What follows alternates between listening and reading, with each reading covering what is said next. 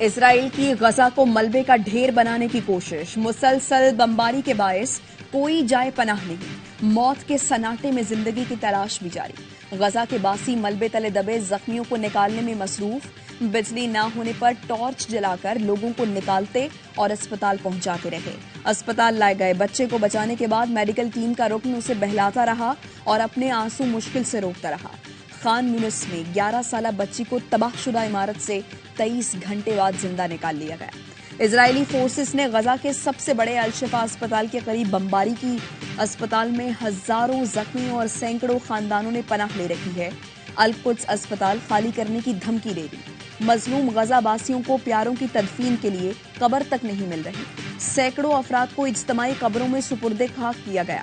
7 اکتوبر سے اب تک اسرائیلی دہشت گردی کے نتیجے میں شہید فلسطینیوں کی تعداد 8000 سے بڑھ گئی، 3000 سے زائد بچے بھی شامل۔ غزہ میں پیدائش سے پہلے موت کے سرٹیفکیٹ بٹنے لگے۔ شہداء میں ایک دن کے بچوں کی بڑی تعداد شامل، جن کا برتھ سرٹیفکیٹ تو نہ بن سکا، ڈیتھ سرٹیفکیٹ جاری ہو گیا۔ سینکڑوں فرشتوں کو دنیا میں آنے سے پہلے ہی جنت مل گئی، جن کا نام بھی نہیں رکھا تھا۔ والدین انہیں بے نام دفنانے پر مجبور۔ اسرائیلی بمباری سے غزہ میں شہید ہونے والے بچوں کی تعداد 3400 سے تجاوز کر گئی۔ اسپتال میں نومولود بچوں اور ماؤں کی جان بچانے کے لیے وسائل ختم ہونے لگے۔ ہزاروں معصوم زندگیاں داؤ پر لگ گئے۔ پہلا بار تم کر لو، دوسرا ہمارا ہے۔ حماس کے القسام بریگیڈ کا اسرائیل کی جوہری تنصیبات پر حملہ۔ دمونا پر راکٹ حملے کی تصدیق اسرائیلی میڈیا نے بھی کر دی۔ سوشل میڈیا پر وائرل ویڈیو میں پہاڑوں کے درمیان واقع جوہری تنصیبات کے قریب دھواں اٹھتا دکھائی دیا۔ حماس کے ترجمان ابو عبیدہ نے پیغام دیا، خدا کی جانب سے فتح آ رہی ہے، ہماری کامیابی یقینی ہے۔ گزشتہ رات صہیونی فوج کے 10 اہلکاروں کو ٹھکانے لگا دیا۔ اسرائیل زمینی کارروائی کی دھمکیاں دیتا ہے، ہم بھی انتظار میں ہیں۔ دشمن کو نئی قسم کی موت کا مزہ چکھائیں۔ ہمارے لوگوں کو یقین رکھنا چاہیے کہ فتح ہماری ہوگی۔ نتن یاہو ایک کینسر ہے، امن کے لیے اس کو نکالنا ہوگا۔ اسرائیلی شہری اپنی حکومت کے خلاف کھڑے ہو گئے۔ اسرائیل میں عوام کے مظاہروں میں شدت آ گئی۔ معصوم فلسطینی شہریوں اور بچوں کا قتل عام اسرائیلی عوام کی برداشت سے بھی باہر ہو گیا۔ مختلف شہروں میں آئے روز مظاہرے۔ حماس کی کامیابیوں پر اسرائیلی بوکھلاہٹ کا شکار۔ اسرائیلی وزیراعظم اور فوج میں اختلافات کھل کر سامنے آ گئے۔ نتن یاہو نے سوشل میڈیا بیان میں حماس کی کامیاب کارروائی پر اپنی فوج اور انٹیلیجنس کو مورد الزام ٹھہرا دیا۔ کہا، حماس کیسے اتنی بڑی کارروائی کرنے میں کامیاب ہو گئی؟ فوج کے دباؤ اور شدید تنقید کے بعد نتن یاہو نے متنازع ٹویٹ ڈیلیٹ کر دیا، معافی بھی مانگ لی۔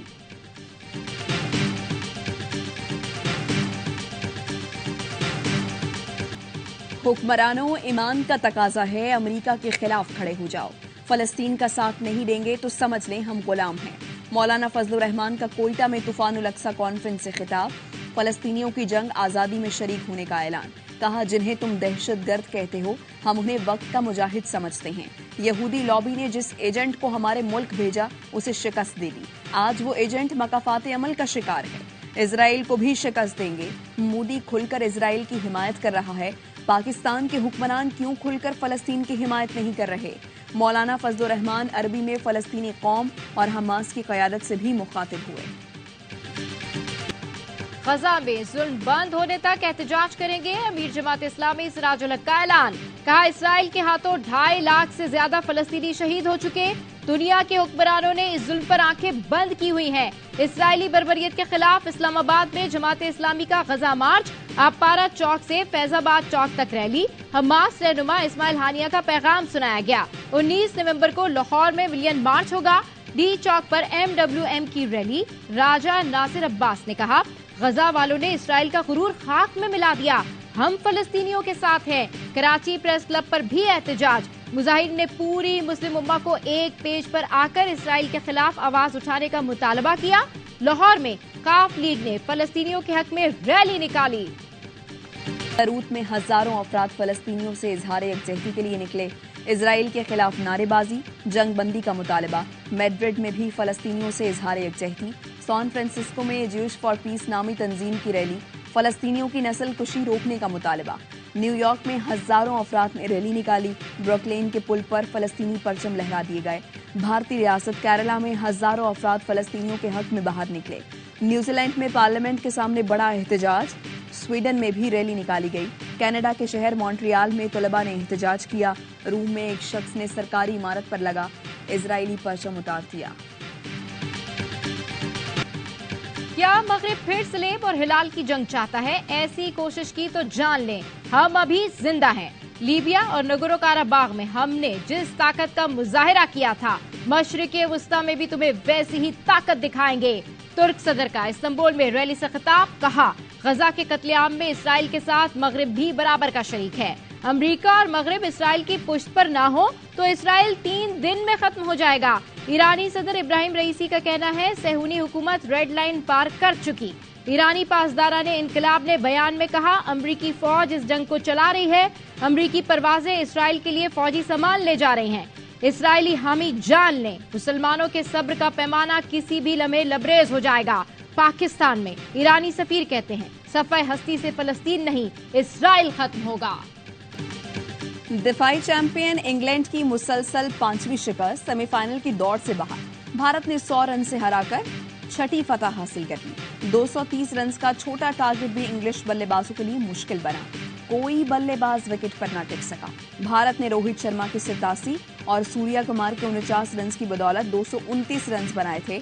वर्ल्ड कप के तमाम मैचेस देखिए ए स्पोर्ट्स पर बराह रास्त। बाबर आजम ने कोई राब्ता नहीं किया। ज़का अशरफ ने खबरों की तरदीद कर दी। कहा, राशिद लतीफ के बयान पर बहुत अफसोस हुआ। ओहदा संभाला तो वर्ल्ड कप की टीम मुंतखब हो चुकी थी। इस टीम की जीत का क्रेडिट नजम सेठी लेते रहे।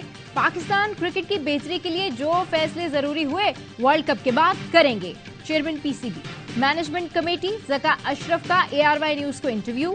5 महीने तनख्वाह न मिलने की खबरों पर वजाहत की कि खिलाड़ियों ने सेंट्रल कॉन्ट्रैक्ट पर साइन नहीं किए, इसलिए तनख्वाह जारी नहीं हुई। गुज़िश्ता मैनेजमेंट ने वर्ल्ड कप से पहले खिलाड़ियों को लीग खेलने के लिए NOC दिए, जिसका नुकसान टीम को हुआ। मेगा इवेंट से पहले खिलाड़ी इंजरी का शिकार हुए। सेंट्रल कॉन्ट्रैक्ट के तनाज़े ने फिर सर उठा लिया। पीसीबी हुकाम खिलाड़ियों से दस्तखत लेने भारत पहुंच गए। जराये के मुताबिक खिलाड़ियों को सेंट्रल कॉन्ट्रैक्ट की कॉपियां दे दी गईं। वर्ल्ड कप के लिए टीम की रवानगी से कबल बोर्ड ने मामलात हल होने की तस्दीक की थी। सोशल मीडिया पर सब कुछ अच्छा नहीं की अफवाहें ज़ेरे गर्दिश।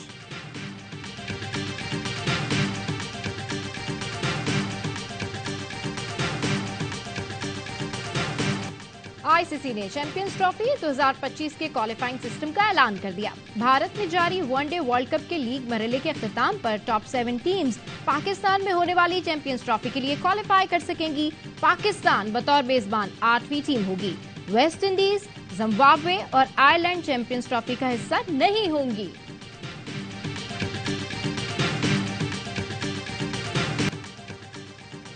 एमकेएम पाकिस्तान का कराची के इलाके लियाकताबाद में पावर शो, कारकुनों की बड़ी तादाद शरीक। एमकेएम रहनुमाओं की तकरीरें जारी।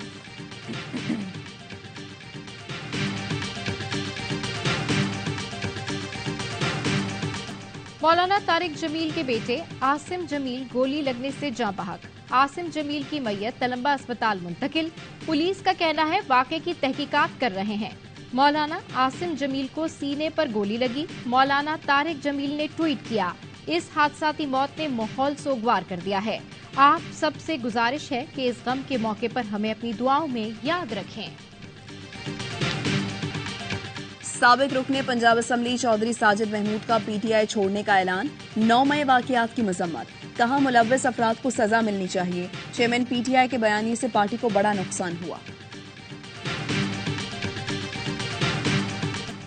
सदर मुमलिकत डॉक्टर आरिफ अलवी का पाक फौज के शोधा के लवाहिकीन से टेलीफोन पर इजहार ताज़ियत। सिपाही अब्दुल हमीद, लांस नाइक तबस्सुमुल हक, सिपाही नईम अख्तर, लांस नाइक वारिस खान और सिपाही साजिद अजीम को खिराज अकीदत पेश किया।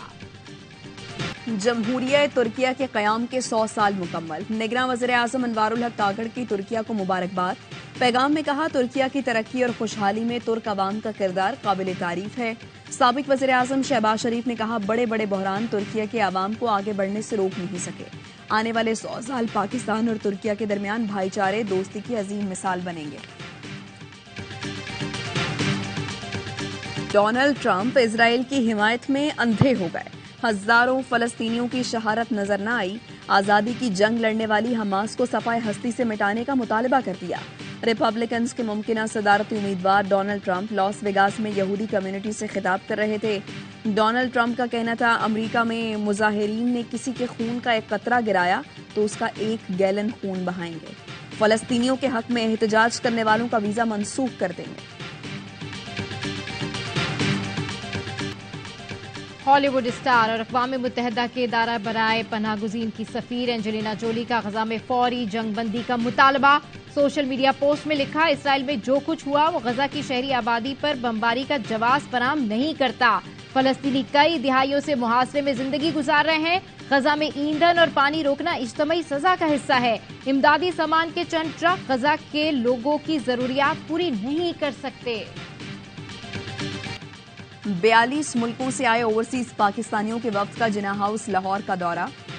سانحہ 9 مئی پر گہرے دکھ کا اظہار، کہا 9 مئی کے شرمناک واقعے سے عالمی سطح پر ملک کی بدنامی ہوئی، سیاسی دہشت گردی کے خلاف زیرو ٹالرنس کی پالیسی اپنانا ہوگی۔ عدالتیں ملزمان کے ٹرائل میں سرعت سے کام لیں، معزز جج خود ایک بار جناح ہاؤس کی حالت دیکھیں اور فیصلہ کریں۔ کراچی کے علاقے ملیر لیاقت مارکیٹ میں مبینہ پولیس مقابلہ، 4 ڈاکو ہلاک، اہلکار حنیف سمیت 3 افراد زخمی۔ لاڑکانہ کے تھانہ مارکیٹ کی حدود میں مبینہ پولیس مقابلہ، 1 ملزم زخمی حالت میں گرفتار۔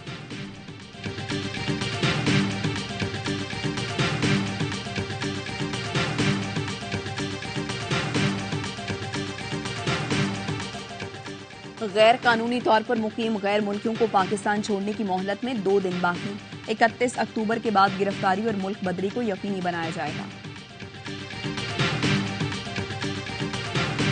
آسٹریلیا اور نیوزی لینڈ تینوں میچ ہار جائیں، پاکستان تینوں میچ جیت جائے، پھر سیمی فائنل کا چانس بن سکتا ہے۔ سابق کرکٹر باسط علی کی پروگرام ہر لمحہ پرجوش میں گفتگو، کامران اکمل نے کہا ہماری ٹیم 80 کی دہائی والی کرکٹ کھیل رہی ہے، انداز بدلنا پڑے گا۔ اظہر علی نے کہا اگر دوسروں کی طرح کرکٹ کھیلنی ہے تو بہت کچھ تبدیل کرنا پڑے گا۔ مصطفیٰ چودھری بنے جاوید چودھری اور حاضرین کو خوب محظوظ کیا، اداکار نبیل بنے ہر لمحہ پرجوش کے مہمان۔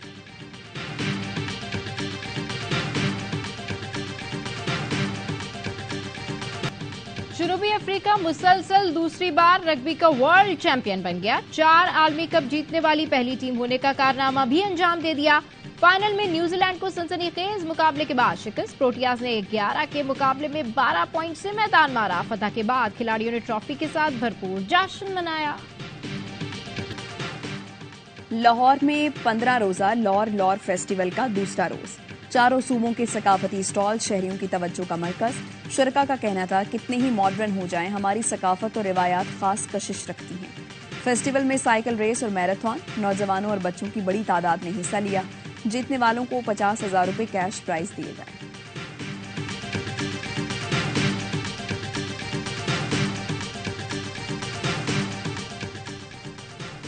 آئی بی یونیورسٹی سکھر میں پاکستان لٹریچر فیسٹیول، سندھ میں تعلیم کی بہتری، زراعت، میڈیا کے بدلتے رجحانات سمیت دیگر امور پر سیشنز، نام پر گلوکار بھی آواز کا جادو جگائیں گے۔